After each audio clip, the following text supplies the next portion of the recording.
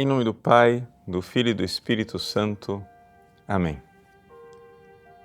Inspirai, Senhor, as nossas ações e ajudai-nos a realizá-las, para que em vós comece e para vós termine tudo aquilo que fizermos por Cristo, Senhor nosso. Amém. Santa Maria, Mãe de Deus, rogai por nós. Em nome do Pai, do Filho e do Espírito Santo. Amém. Muito bem, alegria estar com vocês de volta nesse nosso programa ao vivo. E antes de começarmos o tema desse nosso programa, que é a passagem das segundas para as terceiras moradas, conforme o itinerário espiritual traçado por Santa Teresa d'Ávila, eu gostaria de dar alguns recados iniciais para que você esteja um pouco sintonizado com o que está acontecendo no nosso site, também alguns acontecimentos pró-vida e pró-família. Bom, em primeiro lugar, quero pedir desculpas a vocês que são nossos alunos, que eu iniciei o nosso curso de Sagrada Escritura, mas vocês notaram que as aulas estão demorando a aparecer. O problema é o seguinte, é que esse site depende de uma pessoa chamada Padre Paulo Ricardo, que esse mês eu fiquei uns 10 dias sem voz, sem poder gravar, e depois, quando a voz estava voltando, eu tive que viajar. Viajei, mudança de clima, a voz ainda, dá para notar, ainda não voltou 100%, mas eu já estou gravando. Então, nós vamos lançar essa semana as aulas de Bíblia, né, várias aulas, mas eu quero pedir desculpas a vocês pela impossibilidade física de cumprir o compromisso com vocês, que é evidente, os alunos estão pedindo essas aulas e é muito justo que as peçam, porque afinal foi iniciado o curso, né? E a gente precisa dar continuidade. Só peço essa paciência, né, de vocês para com um limite físico, não estava planejado, não estava no calendário que eu ia perder a voz, né? Tá bom? Essa é a primeira coisa. Além disso, eu gostaria de dar um aviso, mais do que isso, pedir a vocês, né, uma caridade, que vocês, principalmente quem é da cidade de São Paulo e região, ou que tem facilidade de ir para São Paulo, né? Existe uma movimentação no mundo inteiro chamado 40 Dias pela Vida, né?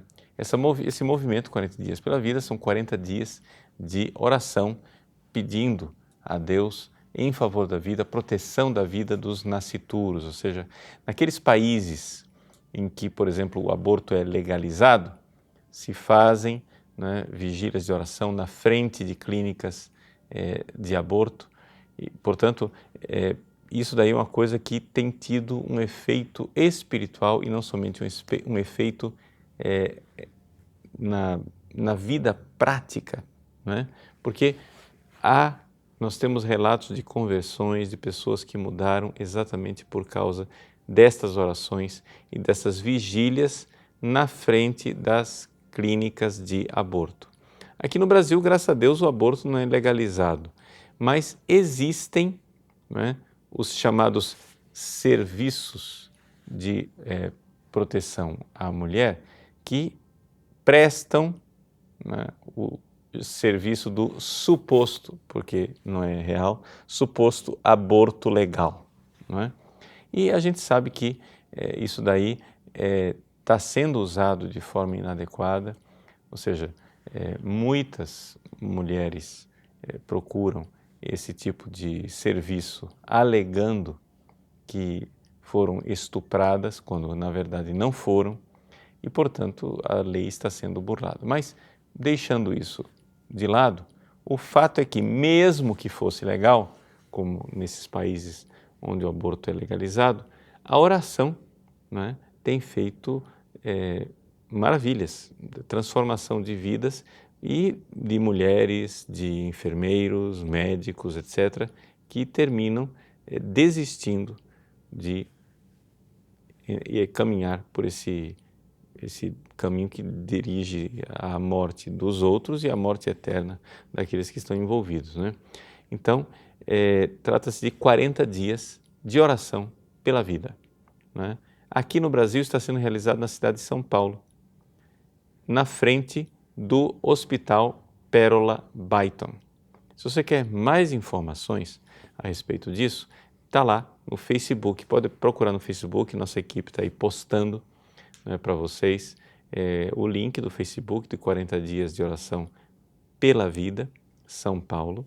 Então, olha lá, você vai ver as fotos das pessoas que estão se concentrando na frente do hospital. É uma coisa que está sendo incentivada pela igreja local, né? É uma coisa que tem aprovação dos pastores locais, ou seja, os nossos bispos, e, portanto, é uma coisa que nós podemos fazer com muita tranquilidade, sabemos que estamos fazendo isso como igreja, mas mesmo que você não seja católico, mesmo que você seja espírita, evangélico, se você quer realmente fazer uma movimentação, né, de estar conosco, de apoiar, não tem problema algum. Nós católicos iremos rezar, né? E estamos lá nesses 40 dias de oração pela vida. Então, também você encontra aí o link postado pela nossa equipe de um telefone onde você pode se comunicar por WhatsApp, né? Caso queiram mais informações, caso queiram se organizar, né? A vigília de oração fica das 9 da manhã até as 9 da noite lá no Pérola Byton e nós iremos levar esses 40 dias de oração pela vida até o dia 6 de novembro. Então, muito importante que você que é da cidade de São Paulo se dedique a isso, né? Eu sei que é um sacrifício, mas a gente precisa de mobilização, a gente precisa realmente se organizar para que a coisa perdure durante esses 40 dias. Aqui no Brasil é a primeira vez que nós estamos realizando, não é? Estamos ainda nos organizando, mas isso daí no mundo inteiro tem pegado e tem realmente tido um efeito extraordinário. Então quero pedir, insistir, né, que as pessoas se mobilizem, se organizem para esses 40 dias pela vida. Que Deus abençoe você. Muito bem, vamos então tratar o assunto do nosso programa de hoje, que é a respeito das terceiras moradas, ou seja, o que é essa história de morada? Veja, nosso Senhor não quer somente que nós sejamos salvos, Ele quer mais do que isso. Ele quer que nós aqui nessa vida, ainda aqui nessa vida, sejamos santos. E é isso que significa esse projeto que nós estamos tendo aqui no nosso site, de convidar as pessoas a trilhar um caminho em que as pessoas realmente queiram ser santas. E o que quer dizer querer ser santa?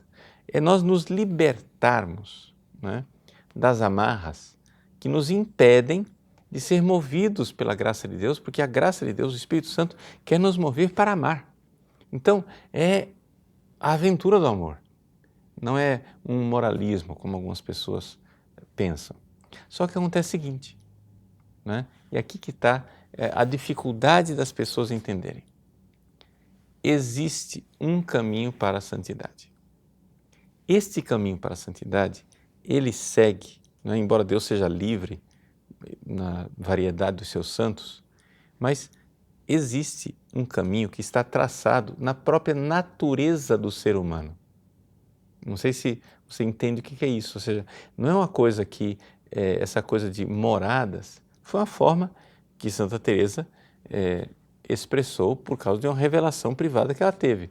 Mas os teólogos depois foram analisar essa revelação privada de Santa Teresa e viram que ali estava descrito de forma muito adequada, não é, as passagens pelas quais a alma irá progredir até realmente se deixar mover pelo Espírito Santo e amar de verdade, não é?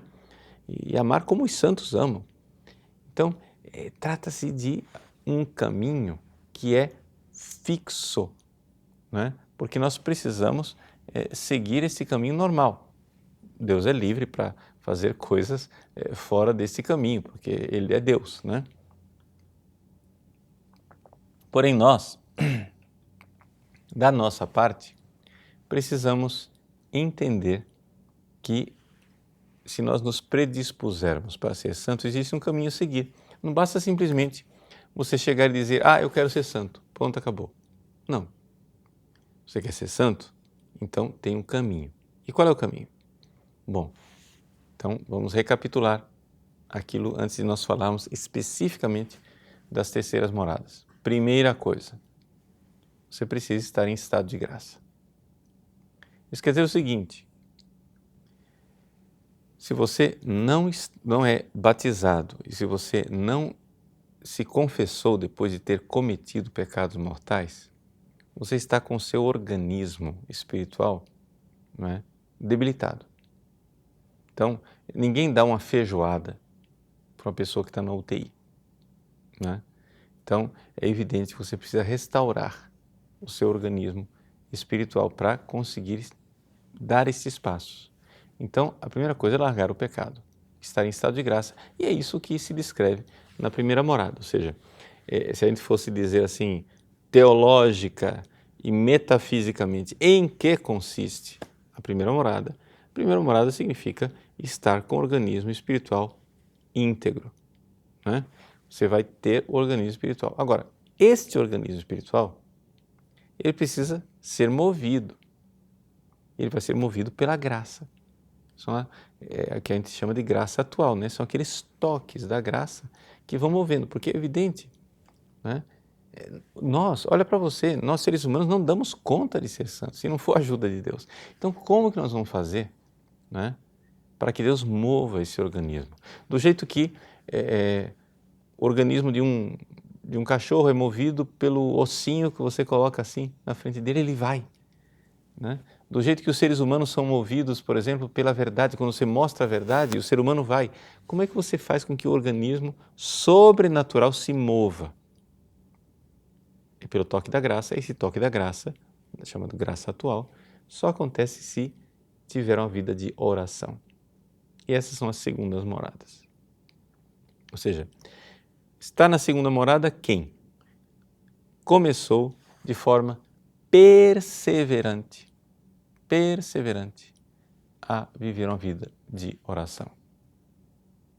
E aqui é coisa difícil, porque é evidente, o demônio fica apavorado quando você começa a rezar, porque ele sabe o perigo que é uma pessoa que se determina a ser santo. Então, quando você começa a rezar, as coisas começam a mudar dentro de você. Agora, eu quero explicar com uma analogia como é que você faz para rezar nas segundas moradas. Porque tem gente que, claro, ainda você precisa verificar, mas será que eu estou fazendo certo? Né? Então vamos ser bem básicos, bem práticos. Né? Veja, vou fazer uma analogia. Quando você vai andar de bicicleta, você tem que fazer duas coisas. Você tem que pedalar e tem que se equilibrar. Se você tirar uma dessas coisas, a bicicleta cai. Eu estou equilibrado, mas não estou pedalando. Ah, bom, a bicicleta vai perder velocidade até cair. Você está pedalando, tem velocidade, mas você não está equilibrado, então vai cair também, esborrachar a cara no chão. Tem que fazer as duas coisas. Ora, como fazer as duas coisas e aprender as duas coisas ao mesmo tempo? É difícil? O que é que a gente faz? A gente usa um recurso. A gente ensina para a criança, não é, a pedalar primeiro e se equilibrar depois. Então a gente põe rodinhas na bicicleta e com aquelas rodinhas a criança aprende a pedalar e ela vai pedalando, né? Até que, uma vez que ela aprendeu aquele movimento, você tira as rodinhas e ela aprende o segundo movimento, que é o de se equilibrar. Vai cair, mas não tem problema, é assim mesmo, né? Bom, essa analogia é aquilo que nós fazemos quando nós rezamos. Quando você reza, a sua fé, a virtude da fé, que é o que move tudo isso, ela precisa fazer duas coisas para que você realmente tenha uma oração que funciona. Você precisa estar conectado com Jesus e tem que se abrir à ação dele. Não é isso? Então, você tem que estar conectado e aberto. Acontece que são duas coisas diferentes. Então, o que é que a gente faz? A gente aconselha as pessoas. Bom, você vai e, em primeiríssimo lugar, você comunga. Por quê? Porque na comunhão, pelo menos naqueles poucos minutos em que a aparência de pão está no seu estômago, você está lá conectado com Jesus. Não é isso? Ou seja, está fisicamente unido. Então você não precisa se preocupar em conectar. É como a criança que usa rodinhas na bicicleta. Já está lá, fisicamente garantido. Você conectou com Jesus. O que é que você precisa fazer então na hora da comunhão? Se abrir. Ou seja, se abrir ao toque da graça. Dizer, Jesus, eu creio que estás aqui, eu vos amo, dai-me, Senhor, a graça de vos amar mais. Não é? Então é isto. Ou seja, a gente, para uma pessoa que quer estabelecer verdadeiramente uma vida de oração, a gente sugere, né, essas rodinhas. Me desculpe a metáfora, tratar a Eucaristia assim como dessa forma, mas é que é para você entender, né? Então, a gente sugere a comunhão frequente, diária se possível. Mas às vezes tem gente que não tem condições, então você vai ter que aprender as duas coisas. Vai ter que aprender, né, a conectar e a se abrir. Quem está comungando está naquela situação da mulher com hemorragia. Ou seja, tem uma multidão ali conectada com Jesus, porque está todo mundo comungando.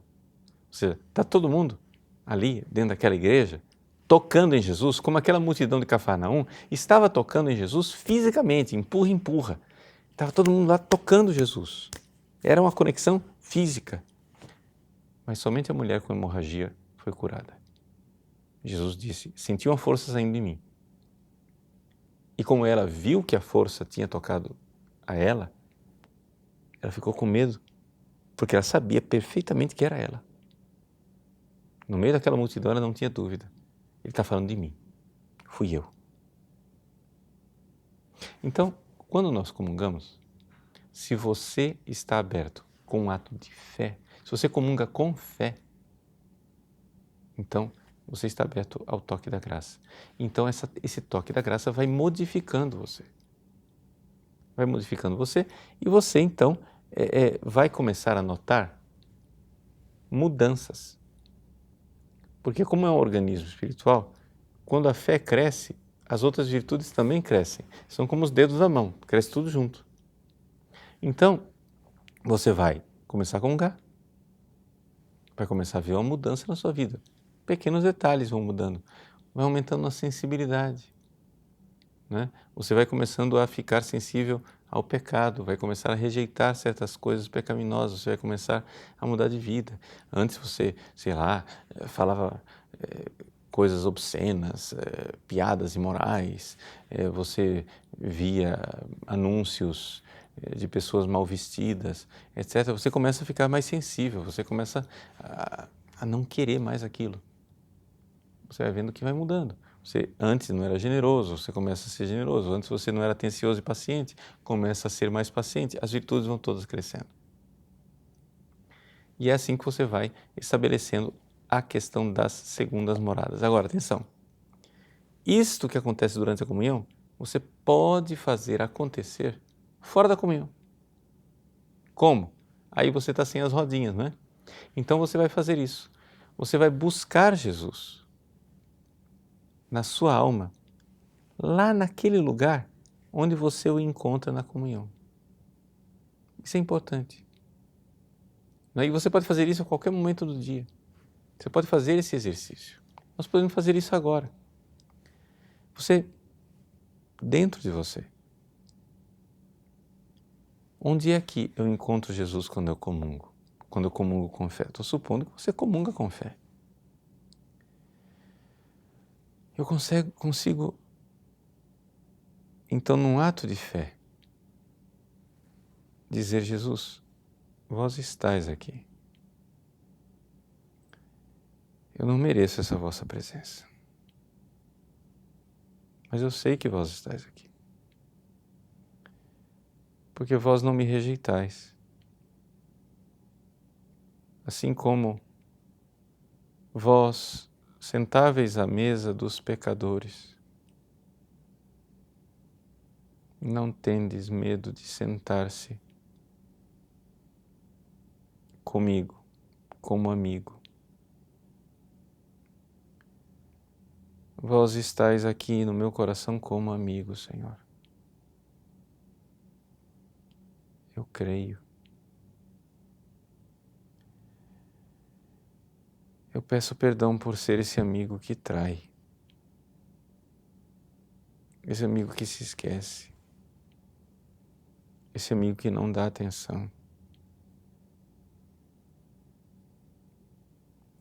Jesus, vós sois presença na minha alma o dia todo e eu me esqueço da vossa presença.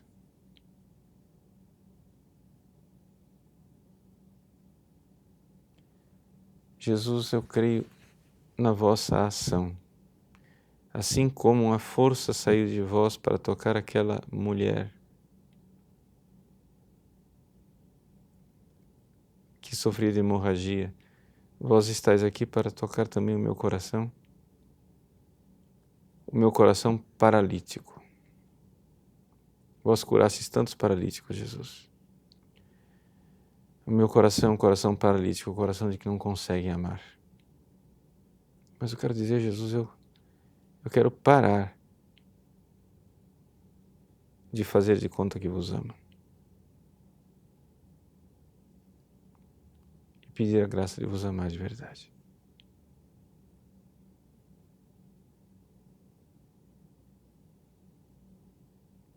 Você pode fazer isso. Você pode falar com Ele.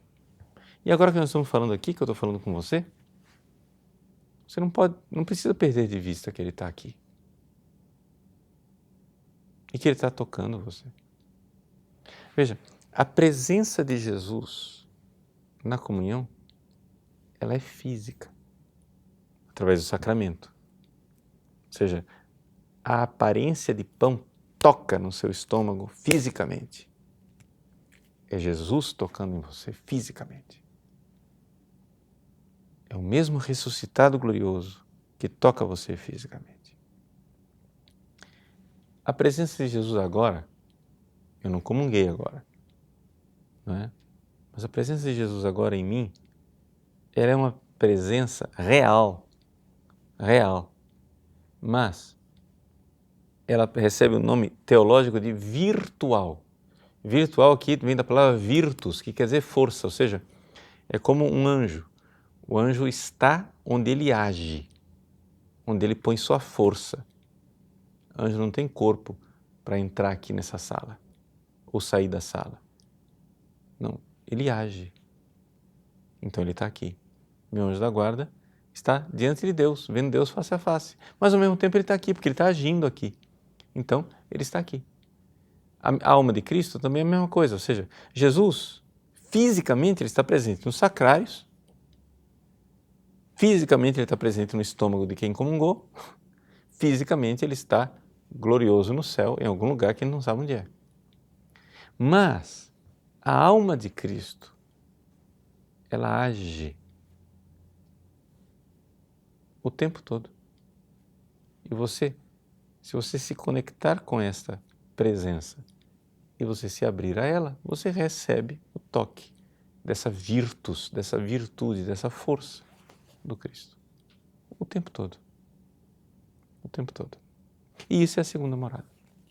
A segunda morada é você ter agora, aumentar este hábito e perseverar. Perseverar diante das agruras. Veja, quando Santa Teresa fala das terceiras moradas, a primeira coisa que ela diz nas terceiras moradas é o seguinte. O primeiro capítulo, são 2 capítulos das terceiras moradas. Ela diz: àqueles que pela misericórdia de Deus, porque é uma graça divina, venceram esses combates, ou seja, quando você decide, eu vou rezar todo dia, eu vou perseverar na oração, o diabo vai vir contra você. Então, quem venceu esses combates, entrando pela perseverança, essa é a porta das terceiras moradas. Entrando pela perseverança nas terceiras moradas, que lhe diremos, senão, bem-aventurado o homem que teme o Senhor. Ou seja, ali você já começa com um temor de Deus, você já começa a não querer ofender a Deus, a não deixá-lo. Então você persevera, é um combate, o demônio está levando você para longe de Deus, você quer ficar perto de Deus, então você luta e você que perseverou nesse combate, você é feliz, porque você teme o Senhor, você não quer deixá-lo, você quer estar com Ele. Agora, não somente isso, tem uma coisa, para você enxergar que isso que está acontecendo dentro de você, na sua vida de oração, não é fantasia, você tem que olhar para a sua vida prática, tá? Porque isso é muito importante, né? Santa Teresa cita isso com muita clareza. Por quê?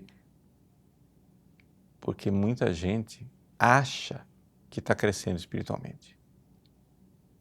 Principalmente porque às vezes vai sentindo sensações espirituais, consolações, sei lá o que, etc e tal, e acha que está crescendo espiritualmente, mas você vai ver a vida da pessoa, ela continua a mesma egoísta velha de sempre.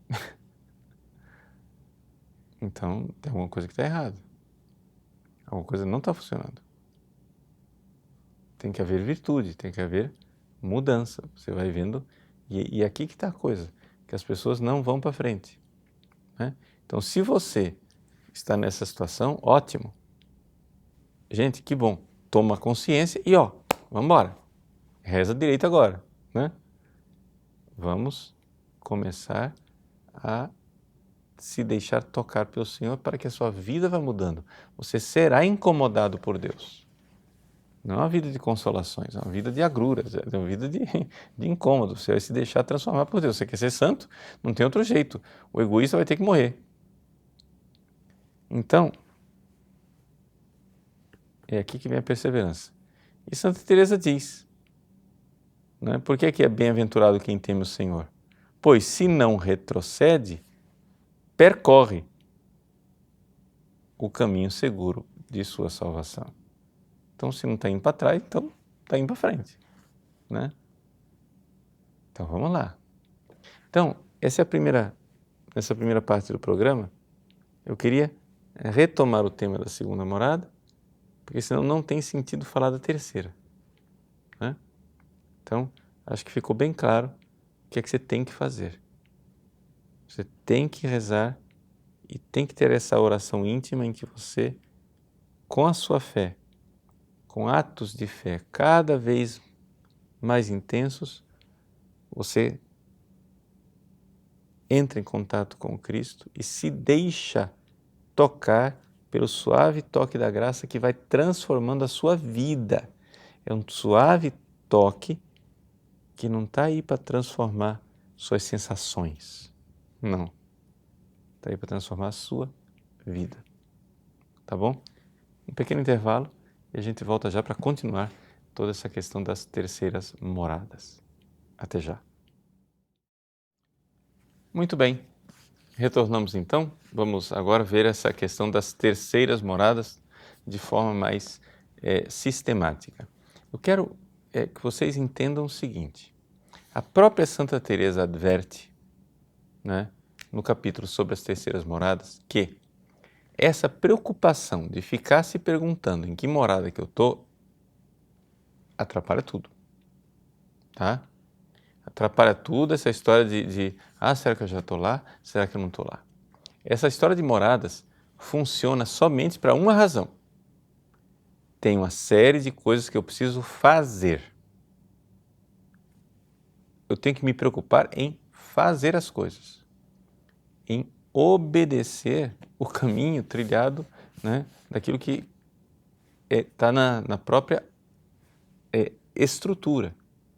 Então veja só, primeira morada, o organismo íntegro.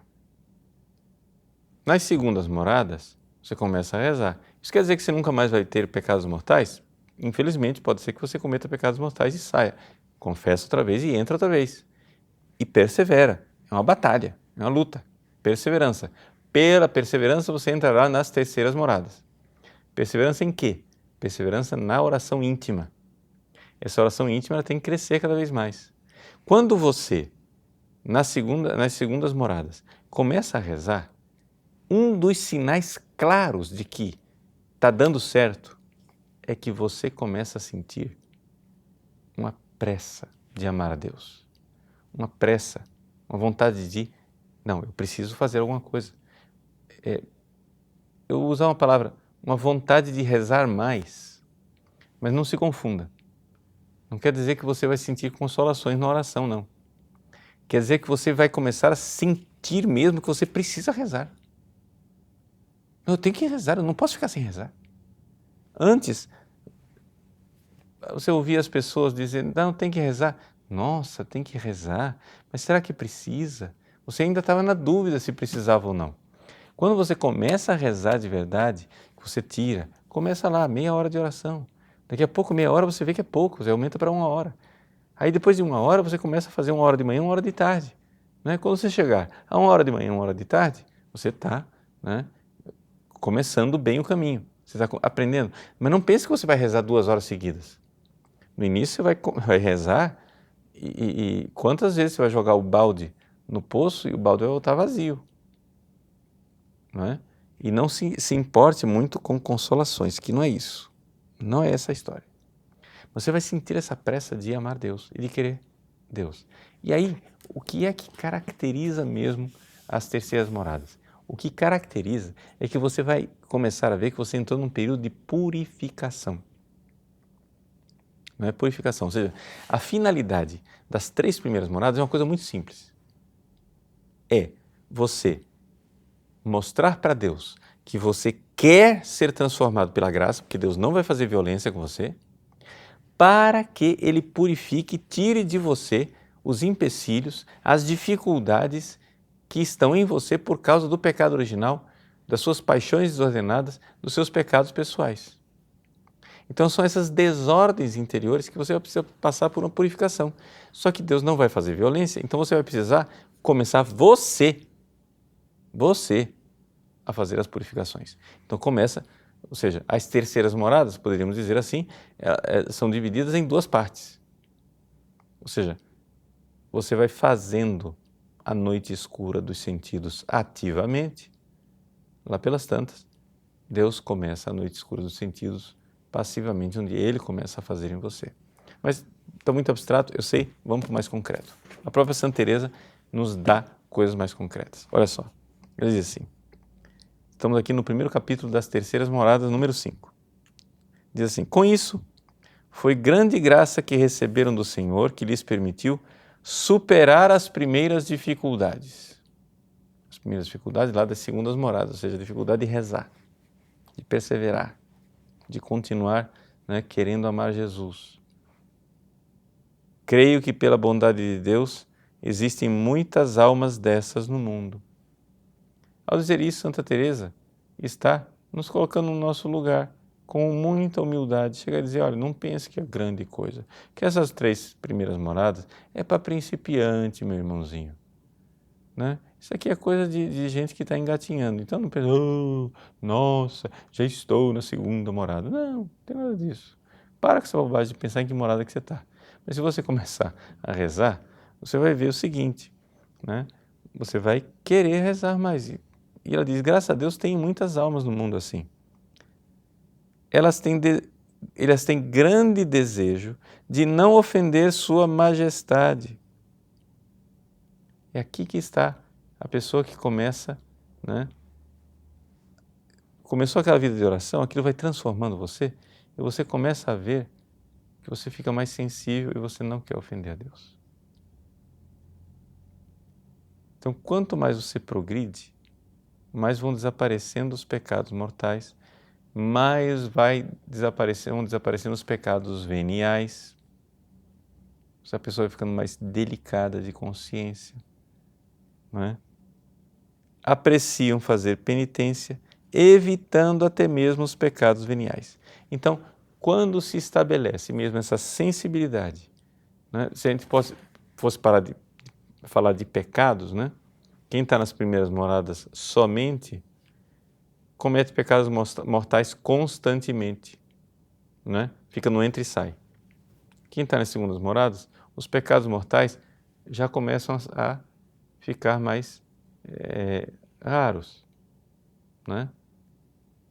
Nas terceiras moradas, são os pecados veniais que começam a desaparecer. Mas como tudo isso é caminho de principiante, a qualquer momento você pode voltar para o estaca zero. Não se preocupe, não se ensoberbeça com isso. Foi humilhado por você mesmo, pela sua miséria, pela sua desgraça? Levanta, bate a poeira e vamos embora. Levanta, porque a coisa aqui é perseverar. Perseverar. Se o seu pecado humilhou você, meu irmãozinho, é a coisa melhor que podia acontecer. A própria Santa Teresa diz isso, né? Essas humilhações são coisas maravilhosas. Deixa Deus te humilhar. Por quê? Porque acontece muitas vezes que a pessoa está começando uma vida espiritual, mas ela vai se transformando num Lúcifer. Nossa, olha, como eu sou maravilhoso e tal. Ah, não tem problema, Deus tira a mão e deixa cair. Deixa cair, deixa esborrachar a cara no chão. Que é a melhor coisa que aconteceria. Tem seus momentos de recolhimento, tá vendo? As terceiras moradas, as pessoas já têm momentos de recolhimento, empregam bem o tempo, exercitando-se em obras de caridade para com o próximo. Olha aqui, sinal claro de que a pessoa está indo mais para as terceiras moradas. Por quê? Porque a oração começou a fazer efeito na vida. Você começou a fazer obras de misericórdia. E essas obras de misericórdia, elas são muito importantes, sabe por quê? Essa caridade para com o próximo, porque são elas que vão purificar ativamente, não é? As suas paixões. A terceira morada consiste nisso, a purificação ativa das paixões. Agora, deixa eu dizer bem clarinho, Santa Teresa diz aqui de forma, né, sutil. Ele diz, emprega bem o tempo, exercitando-se em obras de caridade para com o próximo. Como é que você sabe se isso está funcionando? Se isso vai matar o egoísta que está dentro de você? Uma regra bem prática e bem concreta. Se não está doendo, não é obra de misericórdia. A coisa tem que doer. Mas não é porque a gente gosta de dor. Mas é o seguinte, egoísta do jeito que eu sou, como é que eu vou purificar, matar o egoísta que está dentro de mim, declarar guerra ao egoísta que está dentro de mim, numa comodidade burguesa? Quer dizer, aí eu vou, ligo o ar-condicionado, né? Pego uma poltrona confortável, ponho os pés para cima e vou meditar, né, sobre questões teológicas, espirituais, dos santos, etc. e tal, inamovível, né? Me desculpe, mas isso aqui não é budismo. Entende? A coisa aqui é amor. Nós somos cristãos. Nosso Deus é Deus de amor e quem está amando é que realmente ama a Deus. Então, o próprio São João diz, na primeira carta, quem diz que ama Deus e não ama, quem ama Deus que não vê e não ama o irmão a quem vê, meu irmão, você não está na verdade. Tem alguma coisa errada aí acontecendo com você. Então, para amar o irmão que você vê, acontece o seguinte, egoísta como nós somos, o negócio dói. Dói, tá? Porque tem gente que quer fazer obra de misericórdia assim, dá aqui o cheque. Pronto. Está dando supérfluo. Aquilo lá não está fazendo falta, não é problema nenhum. Isso daí não vai se transformar.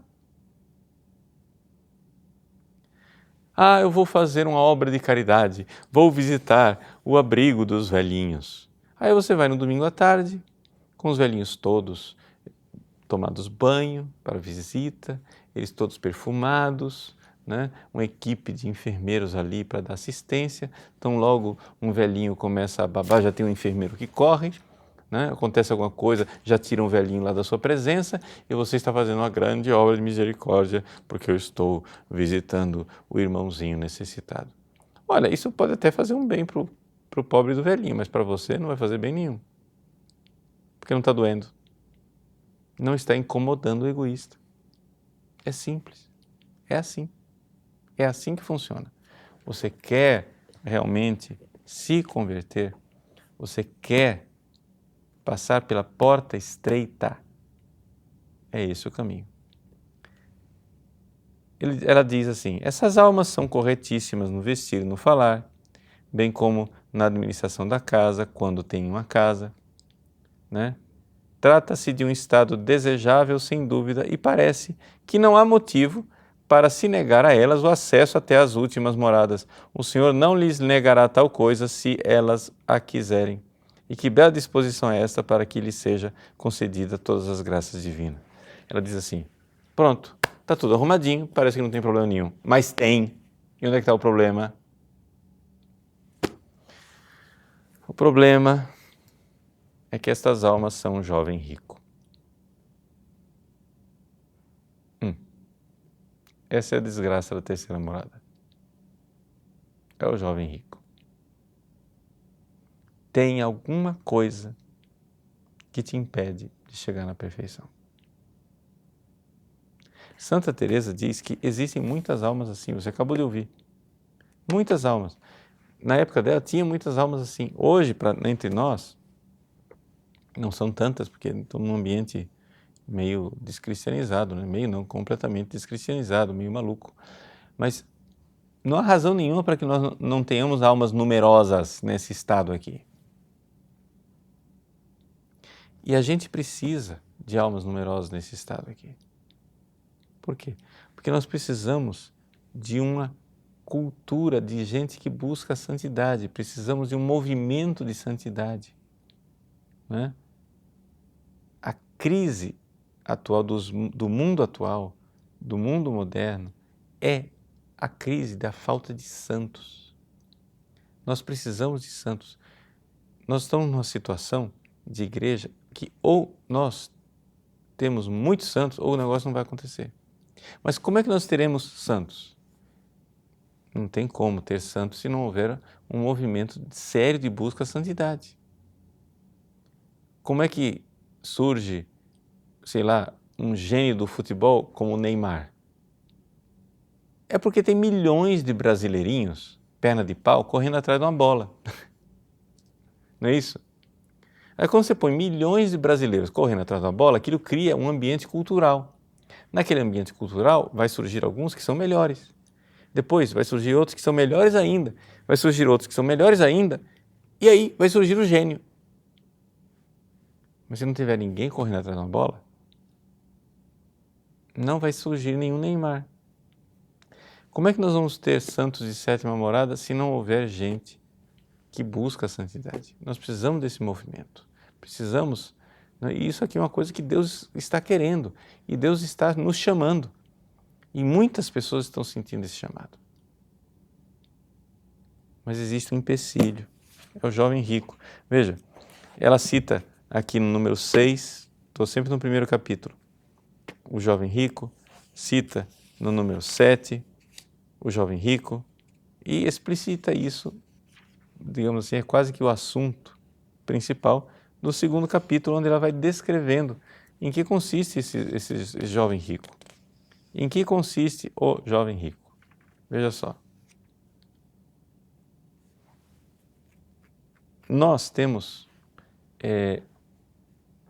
uma dificuldade principal, inicial aqui, que ela chama de desapego, despojamento e desapego.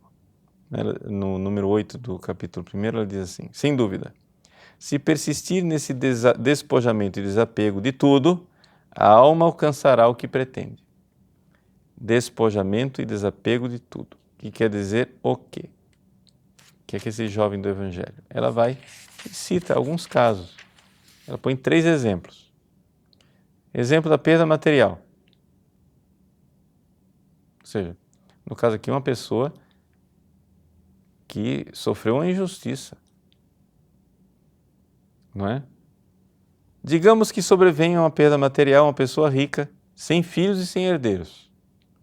Nada, porém, que afete o necessário para que ela se mantenha e sustente a casa, sobrando-lhe ainda alguma coisa. Aí vem. Se ficar desassossegada e inquieta, como se não lhe restasse um pão para comer, como essa pessoa receberá o pedido de Nosso Senhor de que deixe tudo por Ele? A história do jovem rico outra vez. Então, sei lá, você sofre injustiça, você não vai morrer de fome. Não, mas é que se eu tivesse mais dinheiro, eu ajudaria os pobres. É o pretexto. Ela diz aqui, ela dá esse exemplo.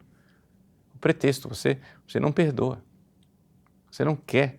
Não, mas aqui, sei lá, acontece uma injustiça, uma calúnia. Você está sendo caluniado, você está sendo perseguido. Aí você sempre tem um pretexto, de dizer assim, não, mas é que eu não posso permitir isso, porque o bem das almas, ou sei lá o que, etc e tal, né? A história da mácula de honra, que ela coloca no capítulo 5, né? Uma pessoa que é mal falada, por calúnia, invenção, não tem nada a ver com a verdade. Ou então é maledicência, tem a ver com a verdade, mas não precisava ser revelado. O mesmo ocorre com as pessoas quando lhe sobrevém algum desdouro ou pequena mácula da honra. Embora muitas vezes Deus lhe conceda a graça de suportar bem a afronta, a pessoa até não perde a compostura, né? Porque Ele gosta muito de favorecer a virtude em público, para que não padeça a própria virtude em que elas são tidas, e talvez também porque essas pessoas o têm servido e Ele é muito bom, fica-lhes lá dentro, entendeu? Em público, o cara não perdeu o rebolado, né? Está sendo caluniado, perseguido, tal. Tá bem. Em público, lá dentro, fica-lhes uma inquietação tal que elas não conseguem dominar e nem esquecer tão depressa. Aí Santa Teresa diz: valha-me Deus. Serão estas as pessoas que há tanto tempo meditam sobre a paixão do Senhor, considerando muito bom padecer e até desejando-o? Quer dizer, o sujeito está na segunda morada, está lá todo dia rezando, e reza bastante, e medita sobre a paixão de Cristo, faz a via sacra, pega os relatos da paixão, pega as meditações de Santo Afonso sobre a paixão, pega não sei o quê, então medita a paixão de Cristo e diz, ó Senhor, eu quero sofrer por vós todos os dias, e aquilo lá é sincero, mas é só o dedo bater na ferida que você já vê que ali ainda tem alguma coisa. E aqui está a coisa, que o rolo, o problema, é que nós já estamos nos encaminhando, né, da segunda parte das terceiras moradas para ir para a quarta. A confusão, gente, é a seguinte, é que Deus precisa ajudar essa alma e dar a ela um desapego que é milagroso, uma paciência milagrosa, infusa, senão não vai para frente. É uma ação de Deus. Mas ela não vai receber essa paciência infusa se ela não exercitar a paciência humana de forma, né, realmente séria. Então, vejam como ali o egoísta vai morrendo. É o jovem rico. Então, aqui que está a dificuldade, né? Por que é que a gente diz que essas coisas das moradas, elas têm uma lógica que é uma lógica metafísica, está no ser das coisas, está na estrutura do ser humano. Qual é a lógica? A lógica é a seguinte: eu preciso de um organismo, primeira morada. Eu preciso do alimento para mover esse organismo, segunda morada. Mas eu preciso também de uma purificação deste organismo, dos parasitas que estão dentro dele. Eu estou dando comida para a criança, mas a criança é lombriguenta, entendeu? Ou seja, a terceira morada, você é um lombriguento, está cheio de lombriga. Você dá comida para a criança e ela não engorda. Por quê? Porque está cheio de parasitas, tem que purificar. Tem que dar um vermífugo para a criança. Tem que ter uma purificação, senão não vai para frente. Então nós somos lombriguentos. Ou seja, nós temos esses parasitas, essas paixões desordenadas que impedem a gente de ir para frente. Né? Aí Deus quer matar o parasita e você fica, não mata o bichinho, ele é tão bonitinho. Aí você põe lacinho de fita no parasita, porque você está acostumado com ele. E vai embora triste, porque Deus quer matar o parasita, como o jovem rico. Aí não vai funcionar. Então, eu estou tratando aqui das terceiras moradas, não porque eu ache assim que não se preocupem com a história de que morada que você está. Porque eu quero que você entenda o que precisa ser feito no ser das coisas. Né? Não interessando em que morada você está, o que você tem que fazer é o seguinte: rezar generosamente, que é o típico das segundas moradas, e fazer obras de misericórdia que vão doer, não é? Ou seja, tem que fazer asceses, penitências, sim, mas as asceses e penitências, embora nós que estamos no mundo possamos fazê-las, para nós que estamos no mundo, é um apostolado generoso. Quando você não tem mais tempo para você, quando você vive para o outro, quando você se entrega totalmente para a salvação das pessoas, da sua casa, dos seus filhos, da sua família, da sua esposa, e você vive aquele apostolado, e não basta só a sua família, você quer levar outras pessoas para o céu também, e começa a fazer, por exemplo, essa coisa que eu falei aqui no início do programa, de ir lá na frente do Pérola Byton rezar. Isto é um apostolado. E isso dói, incomoda, você tem que fazer da vida, eu sei que você tem que fazer da vida. Você vai desmarcar as suas coisas, você vai tirar um tempo, você vai lá, na frente do hospital, rezar, fazer um compromisso. São 40 dias. O que é que você quer? Ah, não, vamos fazer o seguinte, dividir pouquinho para todo mundo, porque aí não pesa para ninguém e não dói. Tudo bem, pode ser organizado dessa maneira? Pode organizar dessa maneira. Mas você está perdendo uma oportunidade enorme. Né? Vai lá, aguenta sol, chuva, frio, calor, reza, oferece sacrifício. É assim que a gente alcança as coisas. Entendeu? Então aí Deus realmente vai fazendo, né, a transformação do nosso coração. Vamos pedir isso para Ele. Né? Porque somente Ele é capaz disso. Então se coloque aí diante de Deus. Procure Jesus naquele lugar onde você é tocado por Ele. Quando você comunga. Faça um ato de fé na presença dEle. Senhor, eu creio que vós estáis aqui. Eu creio não somente que vós estáis assistindo esse programa, mas vós estáis movendo o coração de cada uma das pessoas que estão assistindo esse programa. Com o toque suave da vossa graça, a vossa presença. De tal forma que nós queremos nos abrir a esse toque, a essa graça. Mas Jesus, embora nós estejamos buscando alegremente a vossa presença, como aquele jovem rico que buscou espontaneamente, embora nós queiramos o contato convosco, embora nós queiramos cumprir a nossa obrigação, cumprir os mandamentos, quantas pessoas são, Jesus, como aquele jovem rico que não cometia nenhum pecado mortal, nenhum pecado venial, ele não cometia nenhuma transgressão. Vós olhaste, Senhor, para aquele jovem rico e o amaste, porque ele realmente não cometia pecados.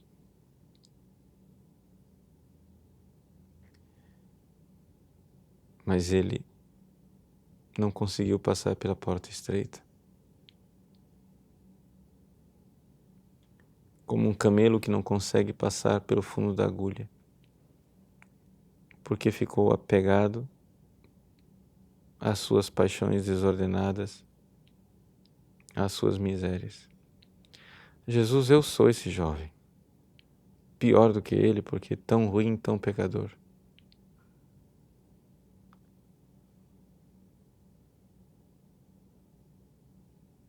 Olhai, Senhor, para a minha miséria. E tende compaixão de mim, Senhor, porque se não for a vossa graça, eu não irei conseguir me desapegar das minhas pequenas questões de honra, do meu nome, como eu fico incomodado quando sou caluniado, quando sou mal recebido, rejeitado, deixado de lado. Jesus, como eu sou rico, eu nunca serei feliz assim. Jesus, como eu sou rico por querer cada vez mais, não querer perder nunca, com pretexto de apostolado, de fazer o bem. Senhor, tende compaixão de mim, desse coração rico. Quando é que eu vou ouvir de vós, bem-aventurados os pobres? Quando é que eu vou deixar de ouvir, ai de vós, ricos?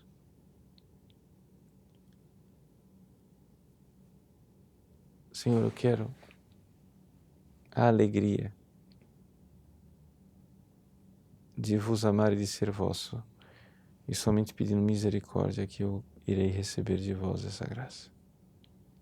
Tende compaixão de mim, Senhor, pela intercessão da bem-aventurada Virgem Maria,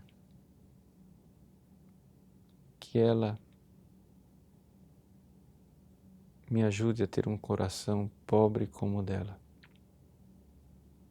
e assim possa um dia verdadeiramente vos servir.